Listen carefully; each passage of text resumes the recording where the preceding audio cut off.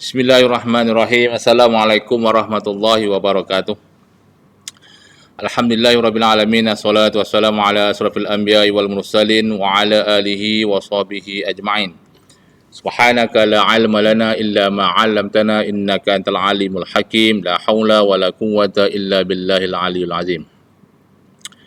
Qala Allah Ta'ala fil Qur'anil Karim, a'udzu billahi minasyaitonir rajim.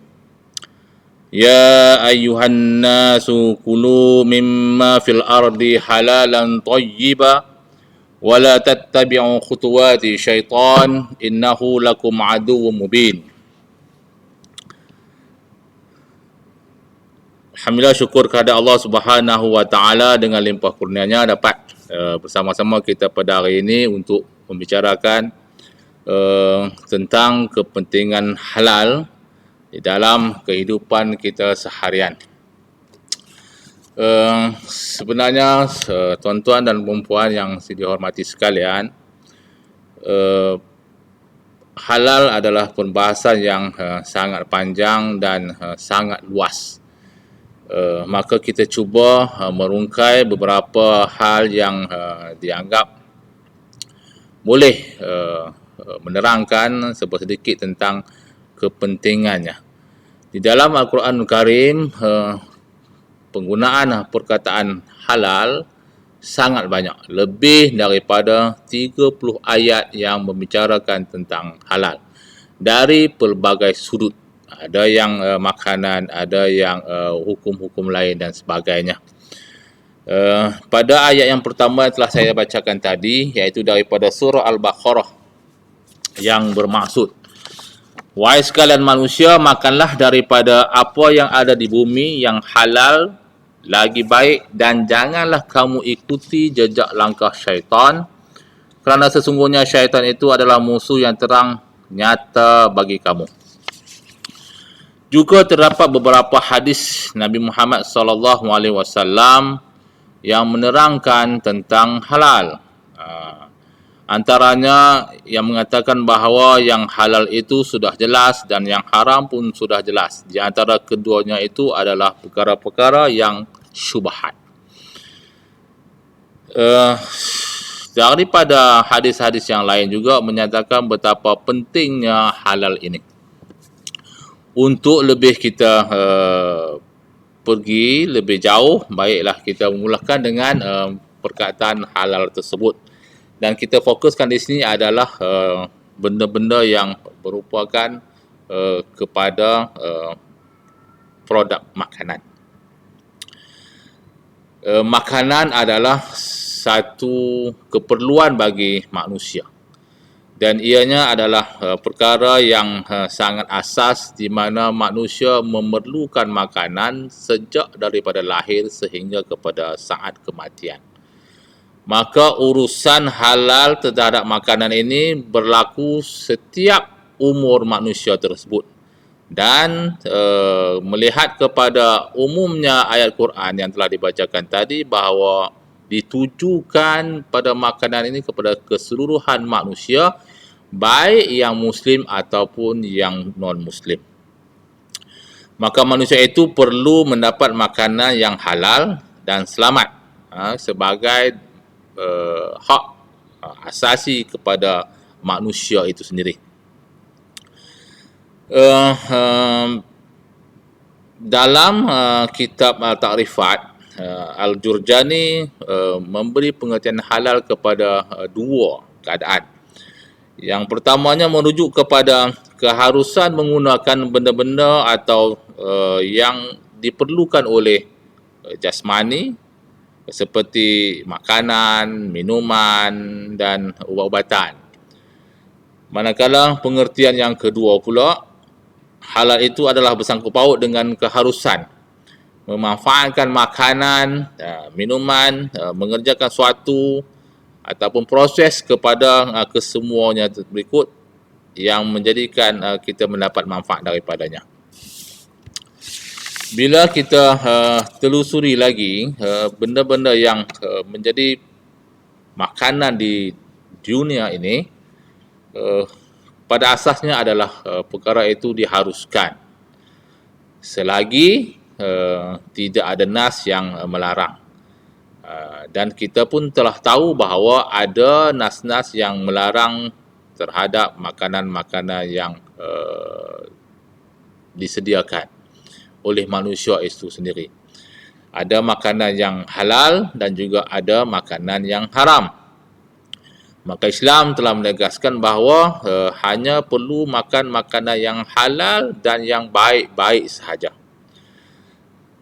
Thayyiban itu adalah makanan-makanan yang baik, iaitu yang terdiri daripada makanan yang ada unsur-unsur khasiat, unsur-unsur manfaat yang lebih terhadap makanan tersebut.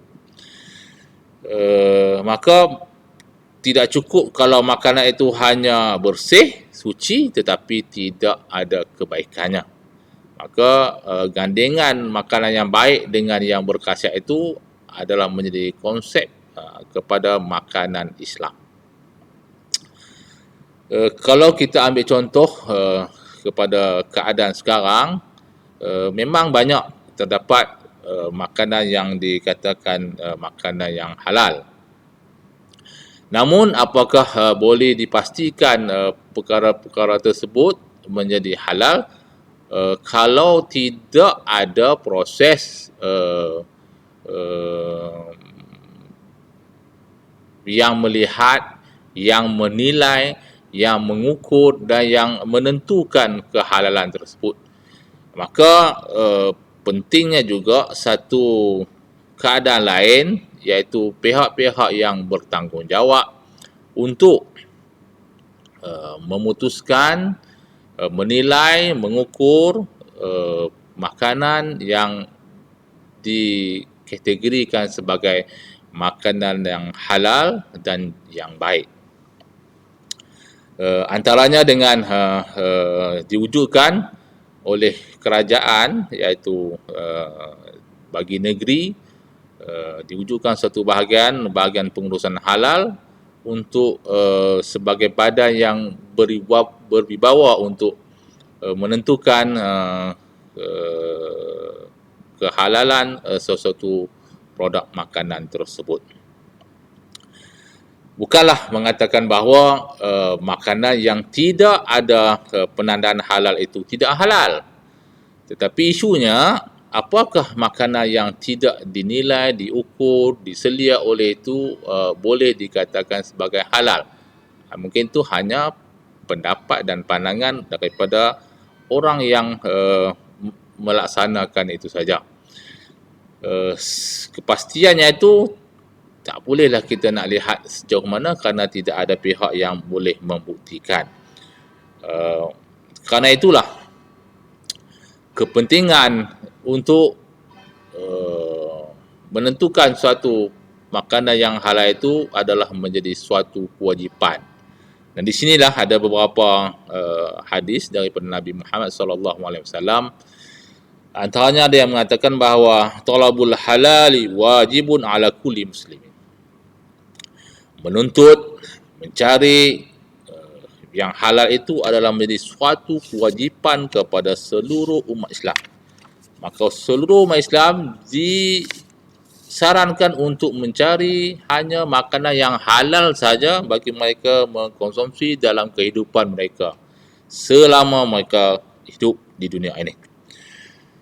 Dan ada juga kata Nabi pada di tempat yang lain bahawa halal itu juga adalah suatu jihad. Talabul halal jihadun. Maka kewajipan halal juga adalah suatu jihad pada orang Islam untuk bersama-sama berusaha menguruskan makanan-makanan kita itu kepada halalan thayyibah. Namun kenyataannya di dalam dunia secara umum dan khususnya kepada rakyat di Malaysia ini, pasaran bagi makanan halal di negara kita tidaklah banyak sangat kuasai ataupun diuruskan oleh pengusaha Muslim. Walaupun daripada kefahaman kita seawal tadi bahawa itu adalah kewajipan umat Islam. Mungkin di sana ada beberapa kekangan, beberapa hal yang mendorong menjadikan masalah sedemikian. Kalau dilihat daripada fakta yang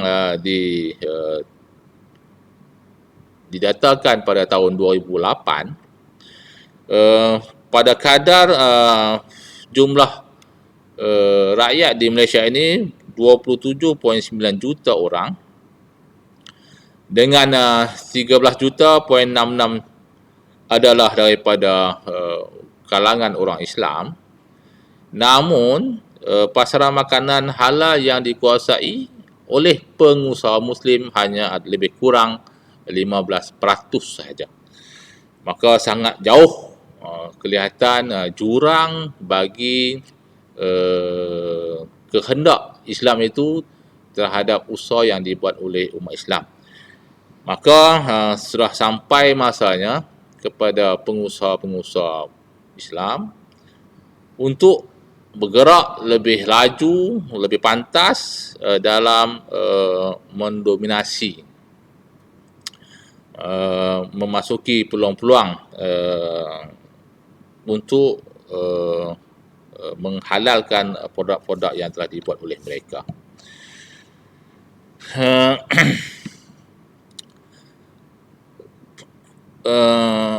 Kalau kita lihat kepada produk yang dibuat di sekitar negara kita ini, dan juga yang telah dikategorikan yang menjadi bidang pengurusan kita di bawah manual prosedur halal, kita ada setakat ini ada 9 kategori. Yang pertamanya ada tentang produk makanan, minuman dan juga suplemen. Jadi apa saja makanan-makanan yang diproses, apa saja minuman dan juga suplemen yang diproses, itu boleh ditandakan ataupun boleh dikategorikan untuk dijadikan satu penandaan halal sekiranya dipohon.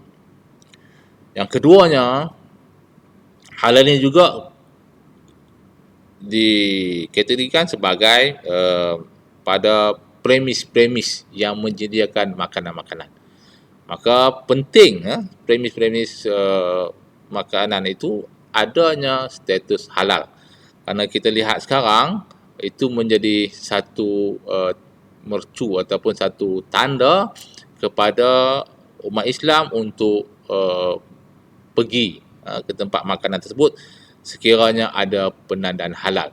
Kalau premis tersebut tidak ada penandaan halal, maka mungkin kita akan merasa sedikit was-was, sedikit ketidaktenteraman untuk berada selama kita memakan di premis tersebut.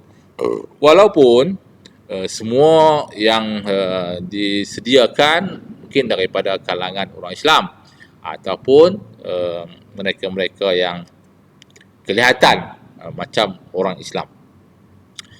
So lagi, persinjilan ini ada melibatkan kepada barang gunaan. Di apa-apa saja barang yang menjadi kegunaan manusia itu boleh mendapat persinjilan halal. Apa sajalah contohnya selain daripada makanan dan minuman.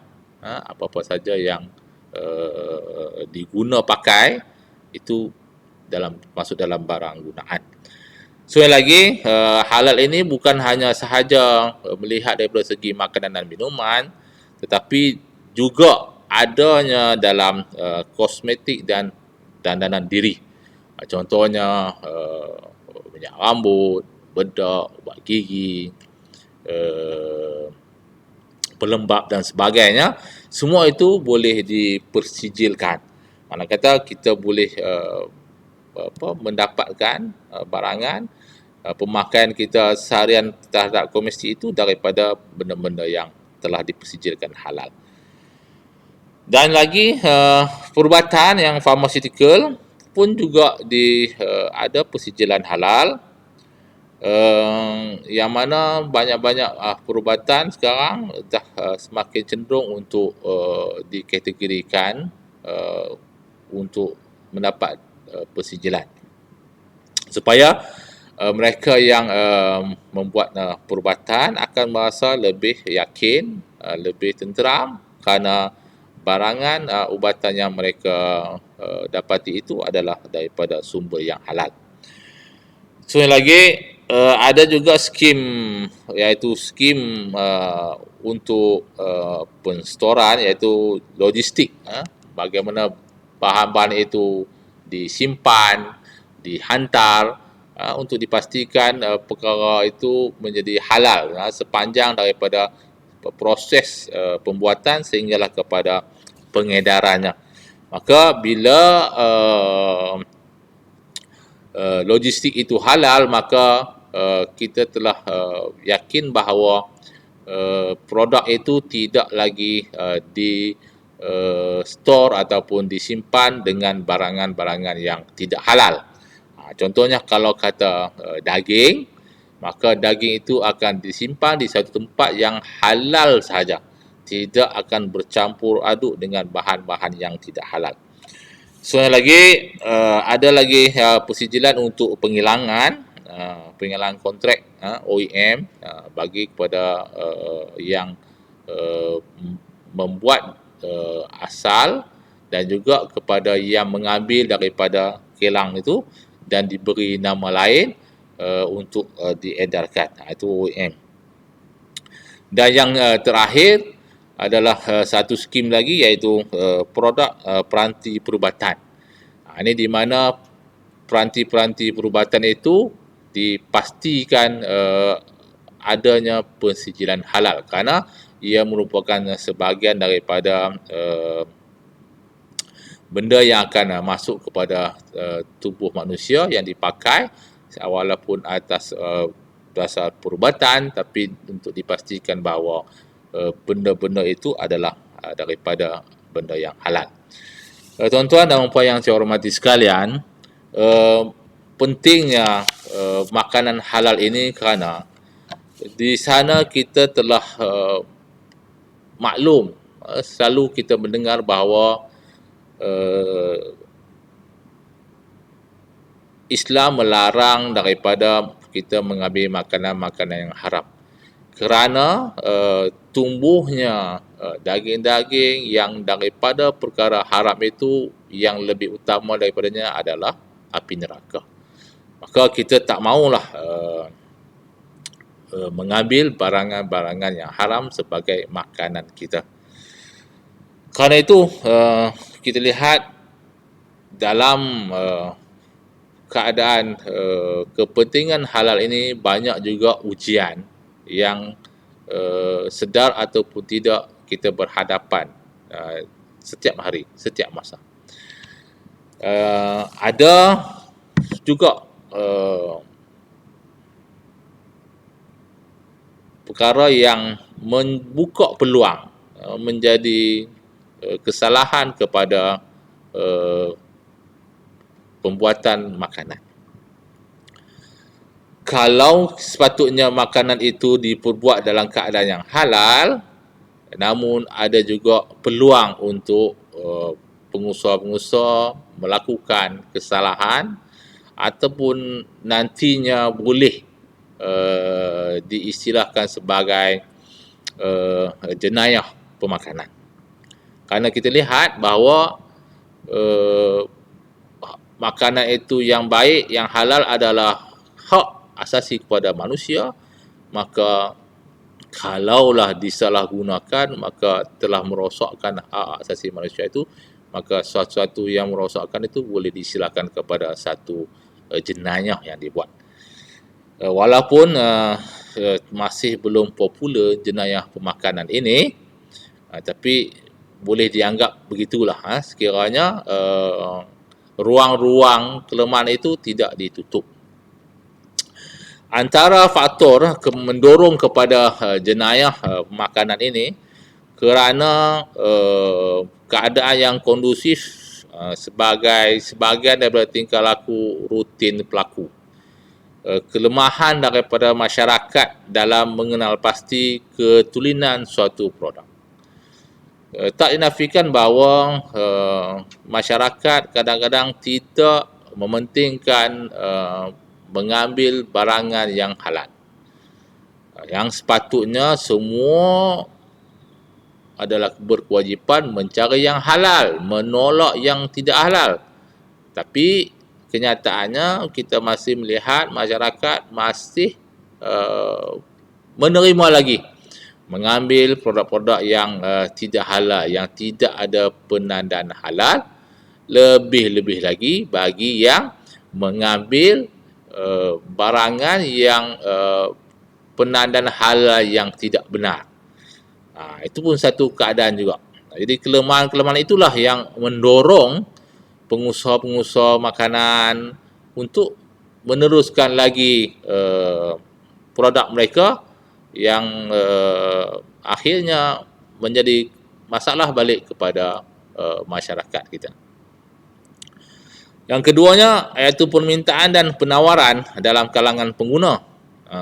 Kadang-kadang kita lihat masyarakat kita lebih mengutamakan kepada barangan yang murah, berharga murah dan tidak mementingkan kepada kebaikan ataupun manfaat daripada barangan tersebut. Asal kata murah sudah cukup memenuhi keperluan mereka. Padahal kita lihat bahawa barangan-barangan yang murah itu kadang-kadang kebanyakannya tidaklah baik, tidaklah berkhasiat. Kerana tidak ada diukur kebaikannya itu daripada nutrisi bahan tersebut. Tidak dianalisa, tidak dikeluarkan oleh makmal-makmal tentang kebaikan daripada produk tersebut. Dan juga apabila keadaan masyarakat itu suka dengan harga yang murah, maka produk-produk yang tidak baik itu senang sangat dikeluarkan, dibuat oleh pengusaha-pengusaha dan menjadi permintaan yang banyak. Seterusnya lagi, dorongan yang kita boleh katakan menjadi penerus kepada masalah jenayah makanan ini, iaitu ada di antara pengusaha-pengusaha yang minda mereka itu adalah minda jenayah.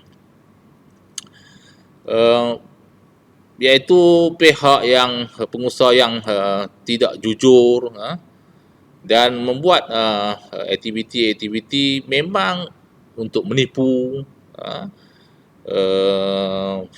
dan tidak menghiraukan tentang kesihatan, tentang kebaikan pelanggan-pelanggan. Jadi mereka akan buat apa saja cara hanya untuk menarik minat pelanggan tanpa memikirkan kebaikan, kebajikan pelanggan tersebut. Di situ maka kita lihatlah banyak pemakanan yang produk-produk makanan yang di luar itu yang tidak bagus, yang tak sepatutnya dikonsumsi oleh masyarakat.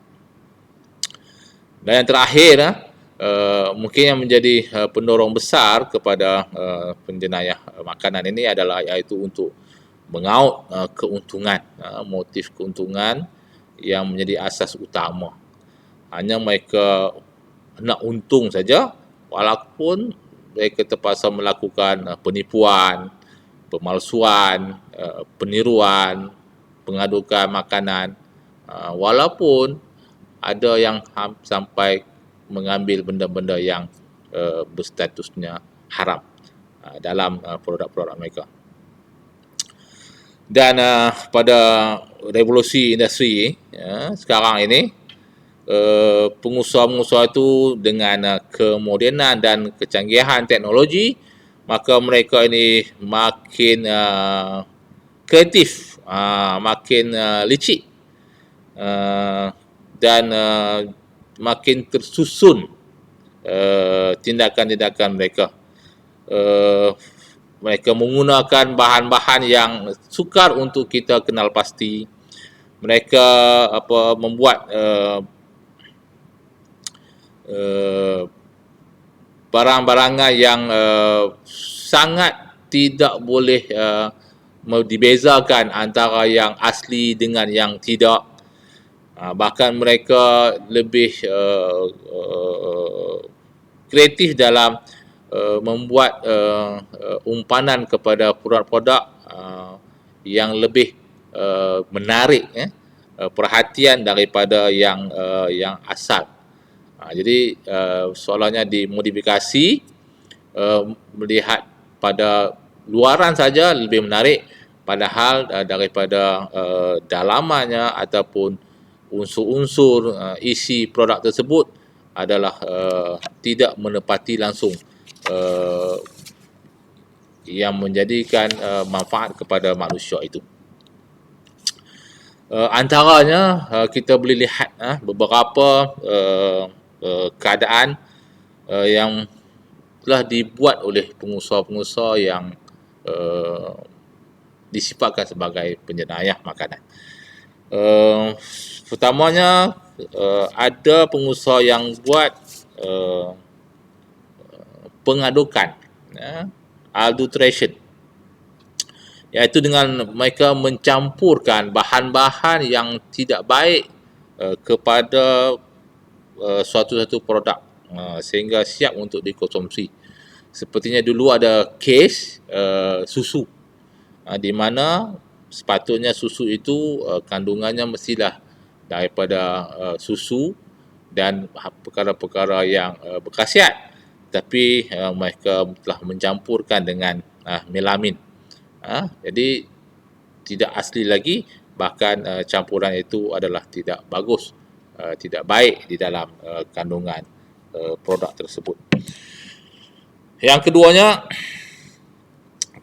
mereka juga ada yang membuat pengubahsuaian pada label-label. Sepatutnya produk itu telah tamat tempoh, kerana setiap produk dia ada tarikh tamat tempohnya, 2 tahun, 3 tahun, mengikut dia punya kualiti. Jadi kerana untuk menjaga meraih keuntungan, maka mereka telah menipu. Sepatutnya barangan yang telah tamat tempoh dipanjangkan lagi, dan mereka telah menukar kepada label-label yang lain, kepada cop-cop yang lain.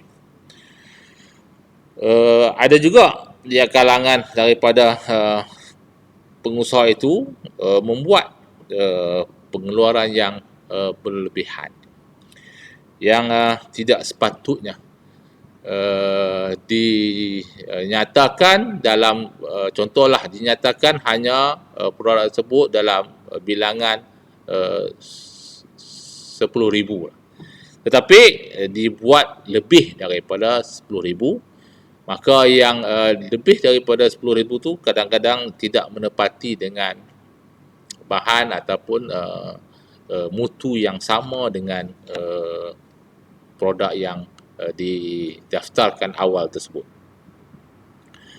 Dan juga ada sebahagian yang mengambil kesempatan mencuri produk-produk yang telah mendapat persijilan, iaitu mereka membuat satu produk yang hampir sama dengan produk yang sah. Jadi masalah kepada masyarakat yang kurang peka untuk menilai dan membandingkan mana satu produk yang asli dan mana satu produk yang tiruan. Benda-benda ini telah berlaku sekian lama dan mungkin perlu kepada kepekaan daripada semua pihak, daripada pihak kerajaan, daripada pihak rakyat. Kita perlu bekerjasama dalam memastikan pengusaha-pengusaha ini sentiasa memegang, sentiasa mengawal dan sentiasa uh, uh, sentiasa menjadikan produk-produk mereka itu adalah halal dan baik pada setiap masa. Antara lagi mereka-mereka ni yang membuat kesalahan-kesalahan seperti pengalihan produk yang sah di luar pasaran dan dialihkan kepada yang tidak sah. Itu masalah juga kepada kita. Dan juga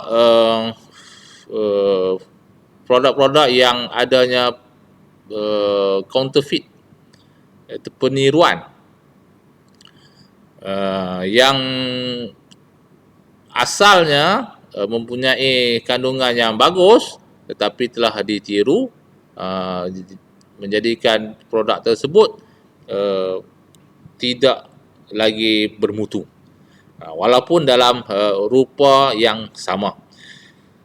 Benda-benda ini kita boleh lihat sebagai contoh pada tuan-tuan dan puan-puan, benda-benda yang telah dikenal pasti sepertinya pada tahun dulu-dulu lah, kita telah mendapat kenapa pasti penjenayah-penjenayah makanan ini, antaranya iaitu pembuatan peniruan kicap. Kicap yang ada dipersijilkan iaitu kicap ABC, tetapi telah ditiru oleh pengusaha lain dengan mutu dan yang sangat teruk. Begitu juga produk susu rumusan untuk bayi yang telah dicampur aduk dengan bahan-bahan yang tidak baik, yang berlaku di Johor pada satu masa itu. So lagi penyalahgunaan label logo halal daripada premis makanan yang tidak halal tapi digunakan logo halal. Berlaku di Kuantan. So lagi barang-barang yang beracun daripada luar negara. Contohnya suatu masa dulu Malaysia telah mengimport cili daripada Vietnam yang mengandungi racun serangga yang berlebihan. Hal-hal inilah yang kita tidak mahu daripada pengusaha-pengusaha halal untuk membuat kesalahan-kesalahan ini. Tuan-tuan dan puan, kesan daripada pemakanan yang tidak halal ini bukan saja menjadi satu kesalahan, bahkan dia akan memberi kesan kepada manusia tersebut. Ada yang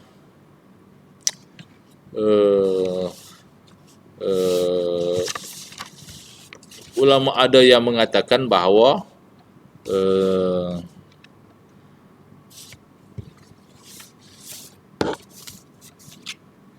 makanan yang kotor itu, makanan yang haram itu boleh memberi kesan terhadap kesihatan dan juga rohani seseorang Muslim.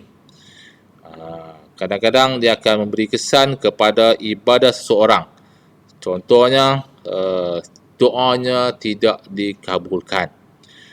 Dan juga pemikirannya sudah tidak cerdas kerana mengambil benda-benda yang haram.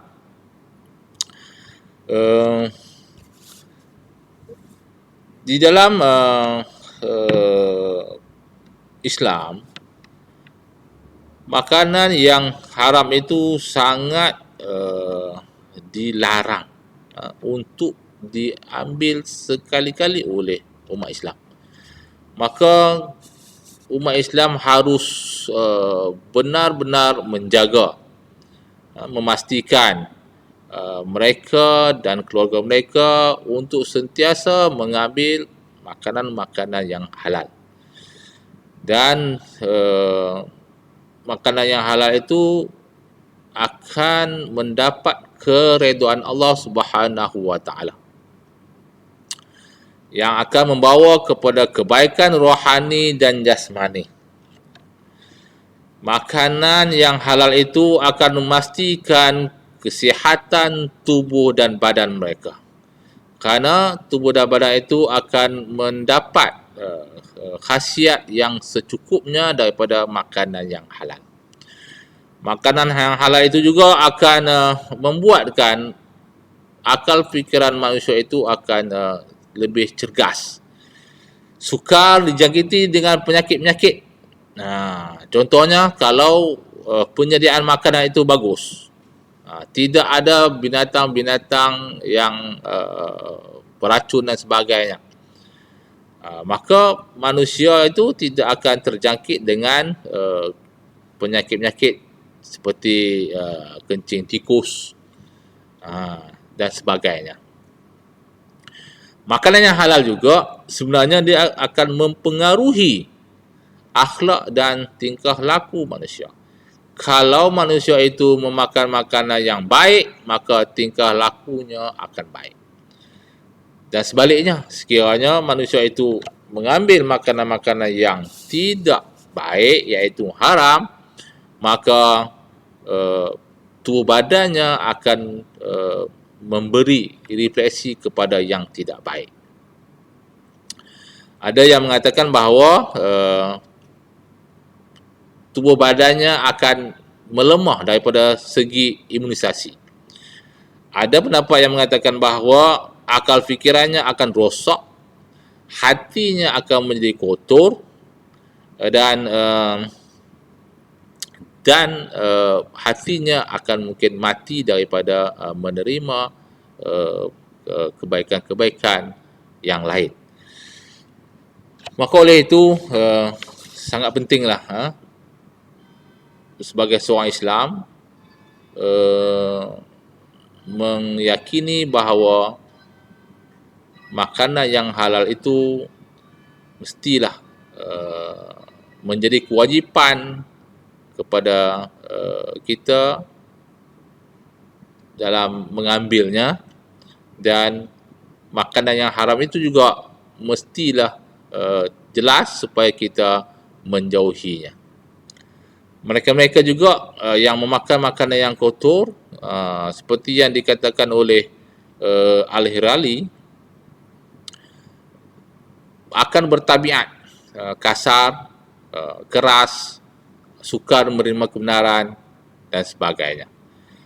Jadi antara perkara-perkara lagi yang terkandung dalam perkara yang makanan yang tidak halal itu, kerana pada awalnya kandungan daripada haiwan-haiwan yang tidak disembelih secara baik, dan kemungkinan bahan-bahan tersebut adanya kandungan-kandungan najis yang juga tidak sedia proses dengan penggunaan benda-benda yang baik, dan menggunakan benda-benda yang najis, dan juga benda-benda yang beracun. Manusia itu dituntut supaya rezeki yang dicari daripada usaha-usaha pembuatan produk makanan yang halal itu adanya keberkatan. Maka menjadi tanggungjawab setiap orang dan masyarakat Muslim untuk memastikan tuntutan halal itu sentiasa menjadi suatu kepentingan. Daripada bahan mentah sehinggalah kepada bahan yang telah siap. Ini diingatkan oleh Nabi Muhammad SAW, akan tiba satu zaman di mana seseorang itu tidak lagi menghiraukan daripada mana datangnya harta, apakah dari yang halal atau dari yang haram. Begitu jugalah tentang makanan. Mungkin sekarang ini kita boleh lihat kenyataan itu mungkin benar pada ketika ini, yang ada juga masyarakat yang tidak menghiraukan tentang pengambilan makanan baik yang halal ataupun yang haram. Sedangkan telah dijelaskan pada awal tadi bahawa manusia ataupun orang Islam itu telah dijelaskan dengan mana yang halal dan juga mana yang haram. Di kesempatan ini kita mengharapkan kepada pengusaha-pengusaha untuk cuba berusaha mengambil pensijilan halal. Kerana kita lihat ada juga yang berpendapat bahawa sebagai seorang Islam tidak perlu lagi kepada pensijilan, pelabelan. Padahal kita telah mengatakan tadi bahawa urusan pengukuran kepada produk kita mestilah diukur ataupun dinilai oleh pihak yang lain, iaitu pihak yang berwibawa. Umat Islam sebenarnya sebagai pengguna adalah menjadi orang yang boleh memilih yang baik dan mengelakkan daripada benda-benda yang tidak baik. Maka umat Islam yang bijak adalah pengguna yang beruntung sebenarnya, yang dapat memilih makanan yang baik-baik dalam kehidupan mereka. Maka kalaulah semua umat Islam berfikiran, beritizam untuk mencari yang halal, pengusaha-pengusaha yang jahat, yang tidak membuat mengeluarkan produk-produk yang halal, maka akan menjadi satu kerugian yang sangat besar. Sedangkan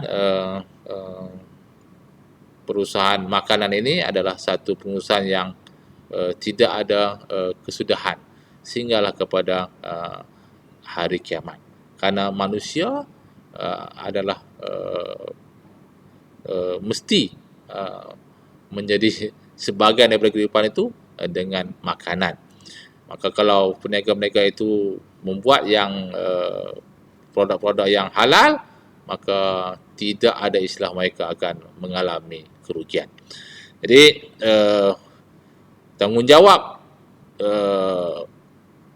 untuk memastikan semua produk halal itu sentiasa berada di pasaran dan boleh didapati dengan mudah adalah tanggungjawab semua pihak. Tanggungjawab semua pihak. Jadi dengan menuding jari sana sini tidak akan menyelesaikan masalah, tetapi dengan mengambil tanggungjawab seorang sedikit dengan peka kepada keadaan halal, maka perkara-perkara yang haram, perkara-perkara yang tidak baik boleh dielakkan. Jadi sekadar itu yang dapat dikongsi. Segala kekurangan itu adalah daripada saya sendiri. Wabillahi taufiq wal hidayah. Assalamualaikum warahmatullahi wabarakatuh.